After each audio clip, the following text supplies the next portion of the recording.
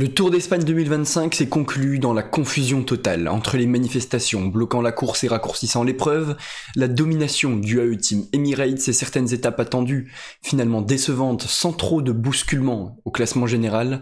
On va faire un bilan de cette Vuelta catastrophique. On va débuter par le premier élément, les manifestations qui ont bloqué la course à plusieurs reprises. Alors il faut remettre du contexte dans tout ça, ce sont des manifestants défendant la cause palestinienne réunis à des endroits clés de certaines étapes pour bloquer le peloton sur la route.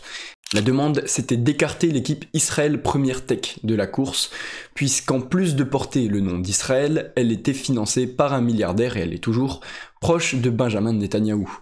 On va pas rentrer dans les détails politiques puisqu'on est sur une chaîne sportive, mais le sport se mélange souvent aux problèmes de société et dans ce cas-là, les organisateurs ont été coincés entre deux solutions. La première, ce sont des regroupements légitimes de gens en bord de route sur une cause particulièrement soutenue par la population et le gouvernement espagnol. Et la deuxième, c'était de garantir le bon fonctionnement de la course, du spectacle et surtout de la sécurité des coureurs lorsque ces manifestants passent la barrière et bloquent la route. Alors la question c'est que faire? D'un côté, on pouvait penser qu'il était utile d'exclure Israël Première Tech, mais alors qui en a le pouvoir? L'organisation de la Vuelta, l'UCI, l'équipe elle-même, et pourquoi ferait-il ce choix? Déjà, ça bousculerait le classement général avec une exclusion notamment de Mathieu Riccitello, très bien placé, qui est certainement dans la plus belle performance de sa carrière.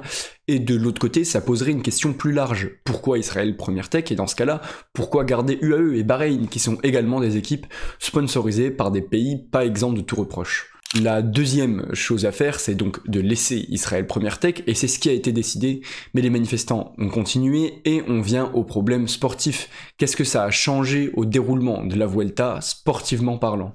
Il y a alors quelques points clés qui ont été modifiés dus à ces manifestations. Le premier, c'est le raccourcissement et l'annulation, notamment du classement de la 11e étape, une des étapes les plus attendues de cette Vuelta. Tom Pidcock doit être particulièrement déçu parce qu'il loupe un succès qui lui était presque acquis. Alors il n'y a pas eu de changement au classement général puisque les temps ont été gardés en fonction de la position de chacun, mais c'est quand même une déception sportive. Et imaginez si une échappée ou un petit coureur, pas forcément intéressé par le classement général, était allé au bout et aller remporter cette étape en solitaire, ça aurait donné une situation terrible pour lui et son équipe. Mais le général, il a été un peu modifié, il faut le dire quand même, par ces manifestations, déjà parce qu'on a eu un chrono raccourci, un chrono sur lequel, c'était le dernier chrono de cette Vuelta, Almeida était plus fort que Vingegaard. Alors il aurait pu lui prendre plus de temps sur le parcours initial qui était plus long, et donc resserrer encore cette bataille au maillot rouge. La troisième chose, c'est qu'à un moment, ça n'a pas été gardé, mais il y avait un questionnement autour de raccourcir la Vuelta d'un jour et donc de ne pas avoir de finale à Madrid. C'est un choix, je l'ai dit, qui n'a pas été conservé, mais qui aurait posé une question quand même de légitimité de la course. Une question de légitimité pour les gagnants des différents classements, parce que même si cette dernière étape est d'habitude plus un défilé qu'autre chose, elle reste entièrement intégrée aux 21 étapes qui font de la Vuelta un grand tour. Et enfin, peut-être l'information la plus importante, c'est la chute de Javier Romo, qui n'est pas membre d'Israël Première Tech, mais de la Movistar. Alors, le but n'est pas de chercher la cause de la chute, est-ce que c'est le manifestant concerné, ou est-ce que c'est plus largement la responsabilité de l'organisation? En l'occurrence, un cycliste a chuté, quelque chose qui doit être à tout prix évité, surtout quand ça vient pas du déroulement habituel de la course. Et même pour la sécurité des manifestants, c'est vraiment chanceux pour moi qu'il n'y ait eu aucun incident grave entre manifestants et coureurs cyclistes. Voilà pour cette remise en contexte et ses conséquences qui ont rendu cette Vuelta très particulière. On ne peut pas interdire aux gens de manifester sur des causes qui leur tiennent à cœur, mais comment fait-on pour que ces manifestations ne gênent pas trop le développement de l'épreuve?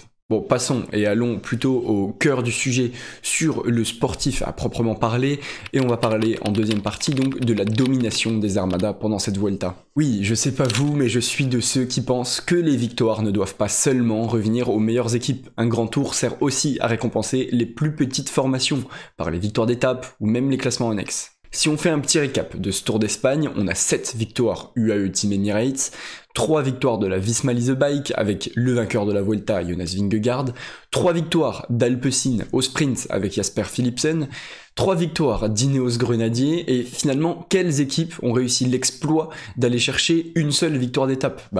On a Lidl Trek avec Mads Pedersen qui fait sûrement partie du top 5 des meilleurs coureurs mondiaux, et la Red Bull Bora Hansgrohe avec Pellizzari qui, il est vrai, c'était une très très belle performance de sa part, mais il était quand même bien placé au classement général général, c'était pas dans une échappée. Donc ce sont en fait pour moi ces équipes-là, la UAE, Visma, Alpecin, Ineos, Lidl Trek et Red Bull, les 6 meilleures équipes World Tour actuelles qui ont tout raflé. La seule vraie surprise, entre guillemets, c'est la Groupama FDJ avec David Gaudu, qui fait quand même partie du top 10 des équipes World Tour, la Groupama FDJ. C'est pas une surprise au niveau de la victoire d'une Conti Pro, comme on a pu voir l'année dernière avec la Ken Pharma. Les baroudeurs et les chasseurs d'étapes sont devenus en fait soit des seconds couteaux des armadas, soit des leaders des tops équipes World Tour qui ne laissent rien aux autres. Si on regarde les dernières éditions, comme j'en ai parlé un peu plus tôt, on a évidemment une majorité de victoires pour les grosses armadas, ce qui est logique, mais on a des noms plus variés, plus surprenants. Par exemple, l'an dernier, 2 victoires donc de la Kern Pharma avec Berade et Castrillo, et même un partage des succès plus équilibré entre les armadas elles-mêmes. On peut se demander d'où vient le problème, une économie trop déséquilibrée entre les équipes, un manque de partage de la part des grosses équipes qui veulent tout rafler sans en laisser à personne, ou bien une simple coïncidence qui selon moi n'existe pas. J'attends vos avis en commentaire, on pourrait presque en faire une vidéo pour revoir tout le modèle du cyclisme moderne. Et passons donc maintenant à ce qui s'est passé purement dans cette Vuelta, parce qu'il faut le dire, on a eu un scénario plus que décevant. Il y a certaines étapes, certains enchaînements de journées qu'on attendait énormément. Et finalement, on a eu le droit à souvent un attentisme écœurant sur beaucoup d'entre elles. D'un côté, on a des courses avec Tadej Pogačar qui explose trop vite, mettant tout le monde dans le rouge trop vite et limitant les stratégies, et de l'autre, des courses où on a trop peur de se découvrir, on se suffit du train et des bonifications. J'ai quand même apprécié certaines choses, évidemment, dont le retour de Jay Hindley ou la façon de courir de son coéquipier Giulio Pellizzari, et je pense que les défaillances de coureurs dynamiques comme Giulio Ciccone ou Egan Bernal n'ont pas aidé au spectacle pour le classement général. On avait hâte de voir certaines étapes avec un parcours de la Vuelta comme souvent très difficile et apte au rebondissement. Ce sont les coureurs qui font la course, et là, on n'a pas pris un grand plaisir. Même lors de la dernière étape où tout pouvait être basculé, que ce soit au podium ou pour le maillot rouge, on a eu des petits écarts et quelques défaillances logiques en fin de grand tour, mais on peut être déçu de ne pas voir de grandes manœuvres, par exemple du AE pour faire chuter Jonas Vingegaard. Même si Almeida n'est pas dans sa meilleure forme, ou que ce n'est pas du tout son style de course, c'est vrai, il avait une avance assez confortable pour prendre des risques, quitte à perdre du temps sur les autres coureurs. On parle quand même d'un Tour d'Espagne avec un vainqueur loin d'être spectaculaire et un second trop inoffensif. Côté français, on a quand même apprécié la victoire de David Gaudu, qui sauve finalement la Vuelta des tricolores. Vous avez dû voir cette image, et j'en ai déjà parlé dans une autre vidéo, c'était un vrai succès plaisant à voir, mais derrière, il a vite abandonné la lutte pour le classement général. Les critiques sont vite retombées sur lui, et pour moi assez illégitimes, parce qu'en fait, s'il n'y a pas de David Gaudu, il n'y a pas grand monde, sur cette Vuelta en tout cas, et même sur le Giro au début d'année. On peut rajouter aussi les très bonnes performances de Brieux Roland, très prometteurs pour le futur. Bref, pour tirer un bilan conclusif, évidemment qu'on apprécie la Vuelta, et peu importe ce qui s'y passe, on y prêtera beaucoup d'attention, parce que c'est un grand tour qu'on adore.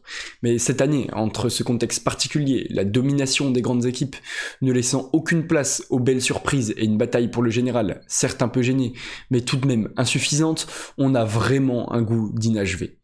Je lirai évidemment vos avis, partagez-les moi, n'hésitez pas à vous abonner, et on se retrouve rapidement pour une autre analyse avec la fin de saison qui approche.